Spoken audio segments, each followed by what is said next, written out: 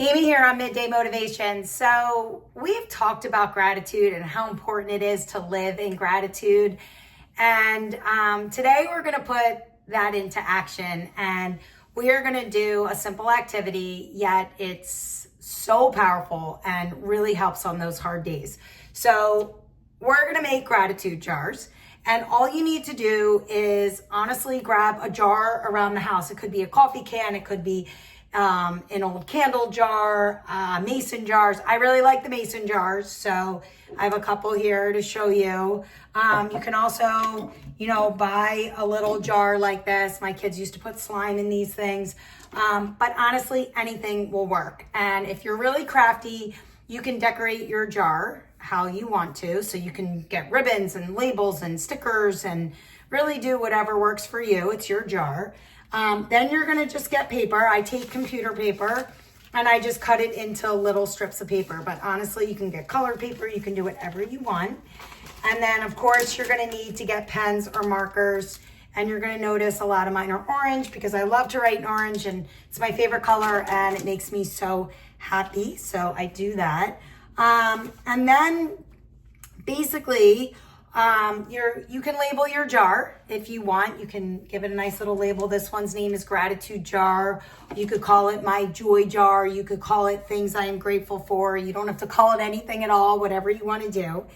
And then you're going to create a space for your jar and all your slips of paper and markers. So it could be, on your kitchen counter. It could be on your nightstand. It could be on your desk. It just needs to be a place that's visible and easy to get to.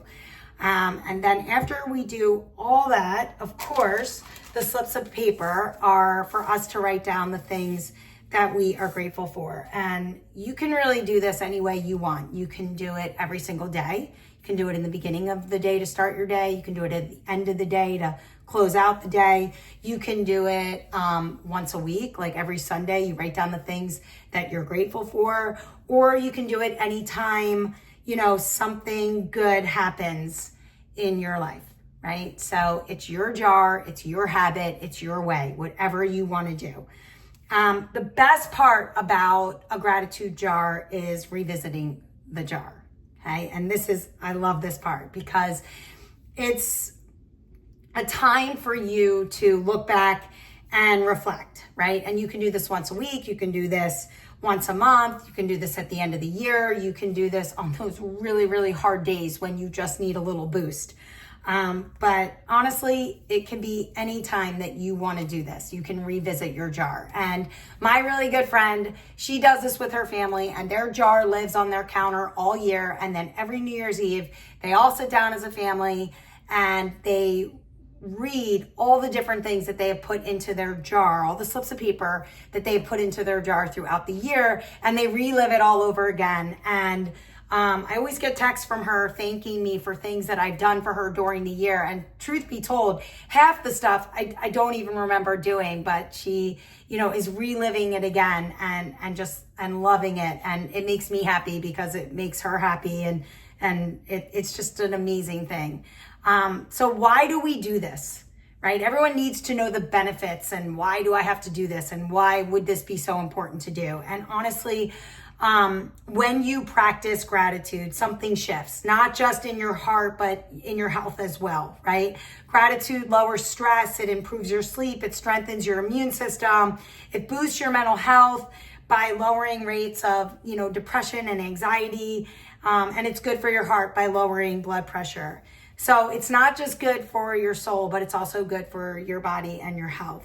The best part of gratitude is the perspective change, as it's a reminder, a reset, right? To focus on what you have instead of what you don't, right? You start to notice more of what's right instead of what's wrong.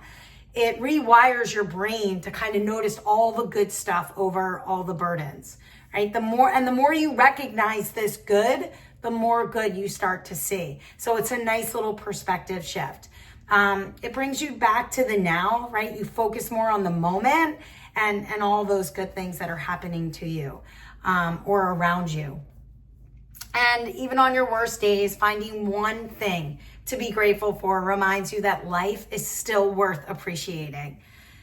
So every slip of paper that you put in that jar is a moment you didn't take for granted, right? It's a person who made your day brighter, and it's a little win that you may not have even remembered, or maybe you would have missed altogether.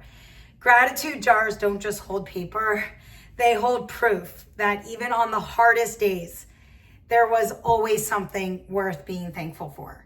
And I just love that. Proof that ordinary days hold extraordinary moments, right? And one note at a time, you're changing your focus and you're changing your life.